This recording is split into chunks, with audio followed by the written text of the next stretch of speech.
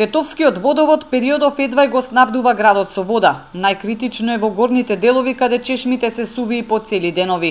Граѓаните се жалат дека проблемот со децении никако да се реши, а сметките тековно доаѓаат за наплата. Се снаоѓаме со бурија, ќе полниш, кога има навечер, нема доволно притисок, пак ќе наполниш нешто шишиња, тоа што е потребно за лична употреба мораш да наполниш.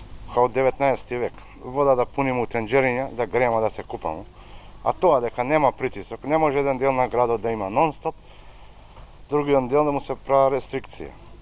Зошто да не би се направило со саат, еден дел, неколку сати има долниот, па да има горниот, ние што смо луѓе втора категорија или што е проблемот? Со шишиња, со казаника, утурска доба се миемо, се перемо ручно. У 21 век ова е стварно катастрофа. Каде е водава, не знам кај го носи. У шара живимо, вода немамо. Еве, идем немиена на работа. Во водовод велат дека проблемот бил во слабата издашност на изворите и нерационалното трошење. Во моментов заедно со бунарите издашноста едва е околу 300 литри вода во секунда. Ниту новиот водовод кој се изгради пред неколку години после децении чекање не го реши проблемот со водоснабдувањето, како што тврдеа надлежните. За подобро водоснабдување на градот нема оптимистички најави, па можно е следниот период да се воведат и рестрикции.